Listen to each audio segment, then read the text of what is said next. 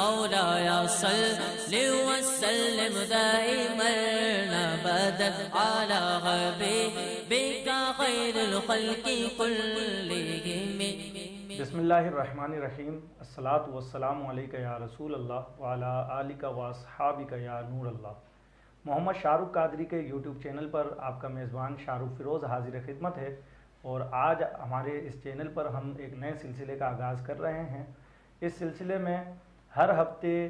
آپ کے سوالات کے جوابات پر مشتمل ایک ویڈیو اپلوڈ کی جائے گی، اور اس ویڈیو میں معروف عالم دین مولانا محمد انس رضا قادری دامت برکاتہ العالیہ آپ کے سوالات کے جوابات دیں گے۔ اور آج ہم حضرت صاحب سے آپ کے سوالات کے جوابات کے اس سلسلے کا آغاز کر رہے ہیں۔ تو پہلا سوال جو ہمارے سبسکرائبرز کی طرف سے ہمارے چینل پر موصول ہوا وہ ہم حضرت کی خدمت میں عرض کرتے ہیں۔ تو سوال یہ ہے کہ اگر کوئی ٹینشن میں بغیر نیت کے لکھ کر ضد میں آ کر اپنی بیوی کو میسج پر 3 بار طلاق لکھ دے تو کیا طلاق ہو جاتی ہے؟ اور پوچھنے پر بولے میں ایسا نہیں کرنا چاہتا تھا لیکن مجھ سے ہو گیا، اب کیا کروں؟ کچھ سمجھ نہیں آ رہا، تو مجھے بتائیں کہ 1 طلاق ہوگی یا 3 طلاق ہوں گی یا کیا ہوگا؟ تو اس حوالے سے مولانا انس رضا قادری صاحب سے۔ بسم اللہ الرحمن الرحیم۔ الصلاۃ والسلام علیک یا رسول اللہ وعلی آلک واصحابک یا حبیب اللہ۔ محترم شاہ رخ قادری صاحب، جو سوال پوچھا گیا ہے اس کے اندر جو پوچھنے والے صاحب ہیں انہوں نے یہ کہا کہ میں نے 3 طلاقیں دے دی ہیں، کیونکہ وہ یہ کہہ رہے ہیں کہ میں دے چکا ہوں، چاہتا نہیں تھا، تو جب دے دی ہیں تو جب وہ خود ہی کہہ رہے ہیں کہ میں نے یہ کام کر لیا ہے تو اب وہ وہ طلاق ہو گئی، اور چونکہ انہوں نے کہا ہے کہ میں نے 3 دی ہیں تو یہ 3 طلاقیں ہی ہوں گی۔ اب اس میں وہ یہ بات یاد رہے کہ طلاق اور اسی طریقے سے کوئی بندہ اپنے غلام کو آزاد کرتا ہے تو اس میں نیت کی ضرورت نہیں ہوتی، اگر بندے نے کہہ دیا تو بس وہی نافذ ہو جائے گا۔ تو اب طلاق کا معاملہ ایسا ہے کہ لوگ طلاق دینے کے بعد سوچتے ہیں کہ ہائے ہم یہ کیا کر بیٹھے، تو ان سے گزارش یہ ہے کہ آپ نے جب نکاح کیا ہے تو گویا کہ آپ نے ایک بہت بڑی ذمہ داری اپنے اوپر اٹھائی ہے، تو اب آپ کو یہ چاہیے کہ جب نکاح کیا ہے تو اس کے مسائل بھی سیکھیں۔ میں شاہ رخ بھائی یہاں ایک بات عرض کرنا چاہتا ہوں کہ گزشتہ دنوں ایک وہ صاحب نے یہ بات بتائی مجھے، کہنے لگے کہ فلاں شخص نے اپنی بیوی کو طلاق دے دی، چونکہ میں ان کا سائیڈ فرینڈ تھا تو میں نے ان سے کہا کہ آپ نے یہ کیا حرکت کی، تو کہنے لگے آپ نے مجھے یہ بات بتائی نہیں۔ مطلب یہ ہے کہ آپ مسلمان ہیں، اسلام کا کلمہ پڑھا ہے آپ نے، تو آپ کو یہ باتیں تو عموماً بھی بچپن سے معلوم ہونی چاہیے کہ یہ ایسے الفاظ ہیں کہ جن کی وجہ سے وہ جو مدتوں سے گھر چل رہا ہو وہ جھٹکے میں ختم ہو جاتا ہے۔ تو طلاق کے مسائل اور اسی طریقے سے نکاح کے مسائل ہیں، یہ ایسے مسائل ہیں کہ جن کا معلوم ہونا بہت ضروری ہے۔ تو یہ جو صاحب نے مسئلہ پوچھا ہے 3 طلاقیں ہو گئیں، اب اس کے آگے وہی ذریعہ ہے جس کو لوگ جانتے ہیں کہ اب اگر آگے دوبارہ اسی رشتے میں پڑنا ہے، یعنی اسی عورت کے ساتھ زندگی گزارنا چاہتے ہیں، تو پھر بیچ میں ایک دوسرا مرحلہ ہے حتیٰ تنکح زوجا غیرہ، یہاں تک کہ وہ وہ عورت دوسرے مرد کے نکاح میں جائے، نکاح میں جانے کے بعد وہ عورت اس کے ساتھ مباشرت ہوگی، یعنی وہ مرد رات گزارے گا، پھر وہ اسے طلاق دے دے، تو یہ اس وقت آ سکتی ہے جسے حلالہ کہا جاتا ہے۔ حضرت صاحب، ہمارا دوسرا ایک یوٹیوب چینل ہے جس پر قبلہ علامہ سید شاہ طراغ الحق قادری رحمۃ اللہ تعالیٰ علیہ کے سوالات اپلوڈ ہیں، تو اس سلسلے میں وہاں اس چینل پر ایک سوال کپڑے پاک کرنے کے حوالے سے اپلوڈ ہے۔ اس سوال سے متعلق ایک سوال ہمیں موصول ہوا ہے، تو میں پہلے چاہوں گا کہ آپ وہ سوال سن لیں اور پھر اس کے بعد ہم یہ جو سوال اس سوال پر سوال ہے یہ ہم آپ کو بتاتے ہیں۔ دیکھیے، اول تو یہ کہ کوئی کپڑا اگر ناپاک ہو تو اس کو پاک کپڑوں سے بچایا جائے، صرف اسی کو دھویا جائے۔ اس کپڑے کو اچھی طریقے سے دھو لیں کہ غلاظت بھی نکل جائے، 2-3 مرتبے پانی میں ڈال کر صابن وغیرہ لگا کر کے اچھی طریقے سے پورے صابن وغیرہ کا اثر نکال کر اس کو اچھی طریقے سے نچوڑ لیں۔ اس میں دشواری جو آپ کو نظر آ رہی وہ یہ کہ کپڑا پاک کرنے کے بعد دھونے کی اتنا نچوڑا جائے کہ کوئی ایک قطرہ پانی بھی اس میں سے نہ ٹپکے، اصل میں آپ کو دشواری اس میں ہو رہی ہوگی۔ آپ ایسا کریں کہ کپڑے کو اچھی طریقے سے دھو کے نچوڑ کر ایک چھوٹی بالٹی لے لیں تاکہ پانی زیادہ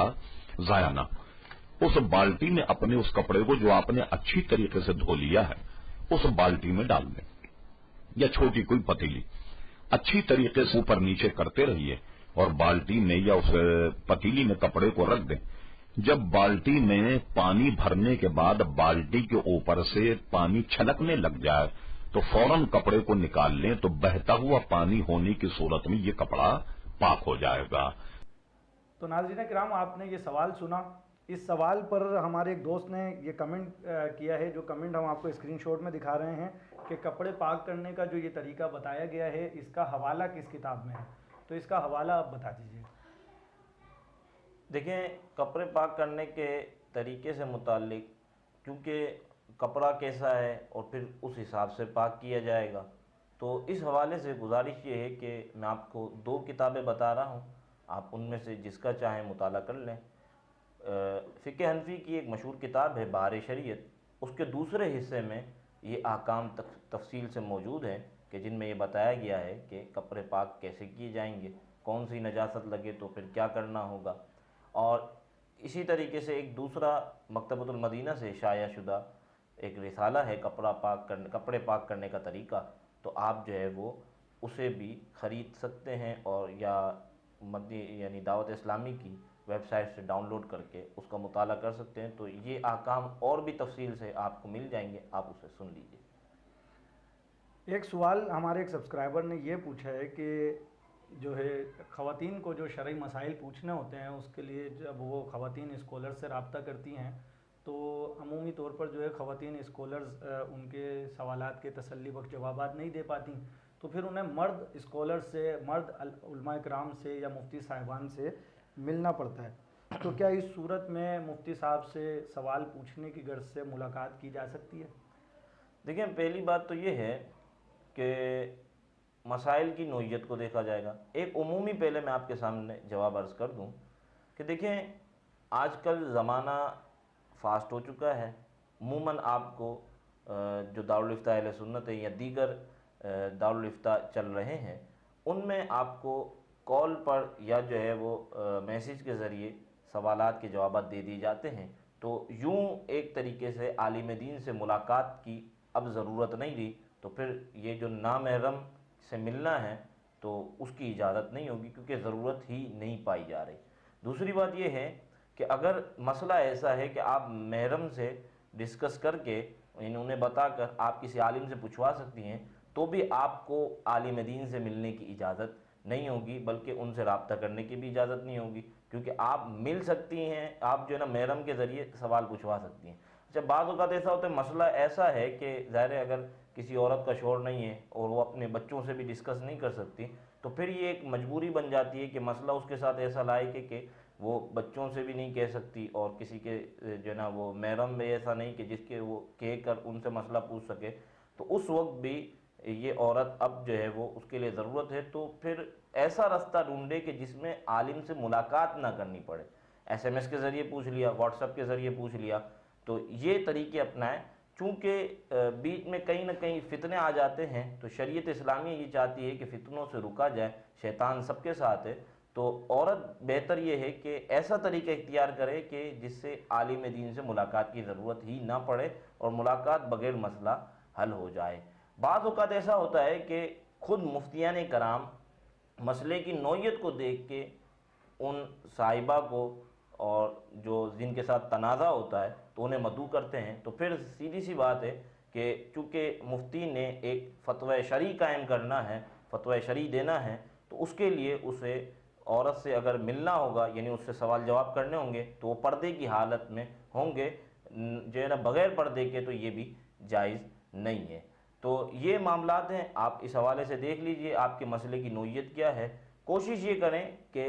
آپ کے جو محرم ہیں ان سے ڈسکس کر کے عالم دین سے پوچھوا لیں، اور اس سے ایک اور بہتر طریقہ ہے، کیونکہ آج کل الحمدللہ مسلمانوں میں عورتوں نے بھی علم دین حاصل کرنا شروع کر دیا ہے، اور بڑی تعداد میں خواتین بھی علم دین حاصل کر رہی ہیں، تو آپ کو کوئی ایسی عالمہ مل جاتی ہیں تو آپ اپنا مسئلہ ان سے پوچھ لیں، یہ سب سے زیادہ بہتر طریقہ۔ اچھا حضرت صاحب، ایک سوال یہ کیا گیا ہے کہ گلیوں یا بازاروں یا لیڈیز کی گزرگاہوں کو تنگ کر کے کھڑے رہنے والے لڑکوں یا مردوں کے بارے میں شریعت اسلامیہ کا کیا حکم ہے؟ دیکھیں، شریعت اسلامیہ اس بارے میں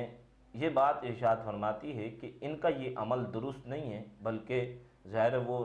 عورتوں کو دیکھ رہے ہیں اور پھر جو ہے وہ تماشا بھی کبھی کبھی لگ جاتا ہے، تو یہ سارے حرام کام ہیں، درست نہیں ہے۔ شریعت اسلامیہ کا یہی موقف ہے، یعنی ایسا عمل کرنے والا ضرور گناہگار ہوگا۔ تو اب دیکھیں، ہمارے یہاں تو کوئی نظام والی صورت نہیں ہے، ورنہ اگر جو ہے وہ اسلامی نظام نافذ ہوتا تو پھر ایسے لوگوں کے خلاف مقدمہ چلتا اور پھر جو ہے وہ شرعاً قاضی اسلام انہیں تعزیر کی سزا بھی، یعنی تعزیر بھی کر سکتا تھا، انہیں کوئی سزا بھی دے سکتا تھا۔ لیکن عموماً ہمارے معاشرے میں اب وہ اسلامی نظام نہیں رہا، تو بہرحال گناہگار ہوں گے وہ بندے۔ باقی اگر آپ کی ایسی رسائی ہے تو ان کو جو ہے وہ ہٹوانا، اگر سکتے ہیں، آپ کر سکتے ہیں یہ معاملہ بھی، تو انہیں ضرور تنبیہ کروائیں یا ہٹوائیں تھانے دار کے ذریعے، پولیس والوں کے ذریعے، تو یہ کام کر سکتے تو ضرور کریں۔ اچھا حضرت، ایک سوال یہ پوچھا گیا ہے، اور یہ آج کل جو ہے نا مشہور عام مسئلہ ہے کہ کرونا وائرس جو دنیا بھر میں پھیل رہا ہے اور اس کی وجہ سے لوگ پریشان ہیں، تو اس سے بچنے کی کوئی دعا، کوئی وظیفہ؟ دیکھیں، وبائیں آنا یہ کوئی نئی بات نہیں ہے، کسی زمانے سے یہ چلی آ رہی ہیں، کبھی نہ کبھی بہت بڑی وبا پھیلتی ہے۔ دیکھیں نا، آپ کرونا وائرس سے بھی ہلاکتیں ہوئی ہیں جو دنیا میں دیکھا جا رہا ہے، عالمی میڈیا کے ذریعے بھی دیکھا جا رہا ہے، تو ہلاکتیں ہو رہی ہیں۔ بہرحال اللہ تبارک و تعالیٰ سے دعا کریں، اللہ تبارک و تعالیٰ ہمیں ان بیماریوں سے، ان جو ہے وباؤں سے اللہ تبارک و تعالیٰ میں محفوظ رکھے۔ پاکستان میں بھی یہ آ چکی ہے، کچھ مریض پکڑے گئے ہیں، یعنی ان کا جو ہے وہ معلوم کیا گیا ہے کہ ان میں یہ مرض پایا جاتا ہے۔ اللہ تبارک و تعالیٰ میں محفوظ رکھے۔ ایک دعا میں عرض کر دیتا ہوں، صبح و شام 3 مرتبہ پڑھیں۔ اللہم عافینی فی بدنی، اللہم عافینی فی سمعی، اللہم عافینی فی بصری، لا الہ الا انت۔ آپ کی اسکرین پہ یہ دعا نظر آ رہی ہوگی، آپ اسے صبح و شام 3 مرتبہ پڑھ سکتے ہیں۔ ٹھیک، بہت شکریہ مولانا انس رضا قادری صاحب، آپ ہماری دعوت پر ہمارے اسٹوڈیو میں تشریف لائے۔ تو آج ہمارے اس سیشن کا پہلا ایپیسوڈ آپ نے ملاحظہ کیا، اور اب اس سلسلے کی مزید کڑیاں ہر ہفتے ہم کوشش کریں گے کہ آپ کے سامنے پیش کی جاتی رہیں۔ اور جو ہے آپ اگر اس سلسلے میں اپنا کوئی سوال کرنا چاہتے ہیں تو اس ویڈیو پر نیچے کمنٹ باکس میں کمنٹ کیجئے، اور آپ کے سوال کو اگلی ان قریب آنے والی ویڈیو میں ضرور لیا جائے گا۔ بہت شکریہ۔ السلام علیکم ورحمۃ اللہ وبرکاتہ۔ مولاي صل وسلم دائما ابدا على حبيبك خير الخلق كلهم